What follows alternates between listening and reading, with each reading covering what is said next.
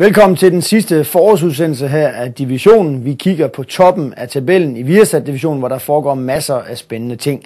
Og så har vi også snakket med Viborgs spillere og træner efter deres 5. nederlag i træk. I vinter der lå de nummer 1 i Viasat-divisionen, men nu krasser krisen i Domkirkebyen. I AB der har de et kæmpe talent. Det er ikke mange udsendelser siden, at vi fulgte en række agenters jagt på David Boysen. Nu er vi selv gået tæt på det unge stjernefrø. Og så har vi været ude og lede efter Mads Tim i Lyngby. Vi fandt ham ikke, men vi endte måske med et bud på, om han har en fremtid i klubben efter sommerferien. Og i Thisted, ja, der er de gået i stå. I efteråret der dominerede de fuldstændig Viasat-divisionen og kunne besejre stort set hvilket mandskab de mødte. Her i foråret der har de ud af 36 mulige point, som de altså selv har kunne spille sig til, kun hentet 11. Thisted FC var overraskelsen denne sæson i Viasat-divisionen. Selvom at det var ventet, at de ville kæmpe om nedrykning, så arbejdede Thyboerne sig op igennem tabellen, og pludselig kunne man ane en overraskende oprykningsplads til SAS-ligaen. Siden da er tilværelsen blevet hverdag igen i Thisted. Efter at klubben revurderede målsætningen til top 6, så er det gået stødt ned ad bakke, og med 2 runder igen, så ligger klubben på en 9. plads. En placering, som måske retfærdiggør klubbens reelle styrke.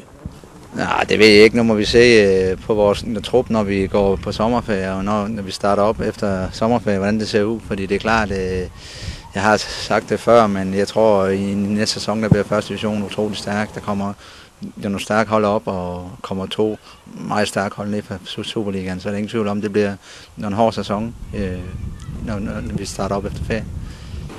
Nej, det mener jeg ikke. Vi har underpræsteret de sidste, i hvert fald 4-5 kampe. Så nej, jeg synes ikke, vi har vist vores reelle niveau.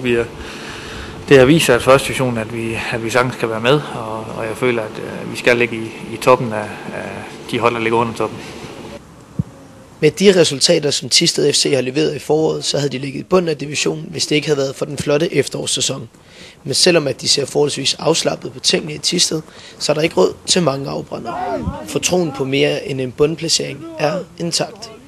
Det er klart, at der bliver en hård kamp igen. Det er der vi set i år, og vi havde jo utroligt stærkt efterår, og så kom vi godt fra start igen i foråret, men vi er ikke helt tilfreds med de sidste 7-8-9 kampe, og derfor skal vi sørge for, når vi starter igen, at vi kommer godt fra start.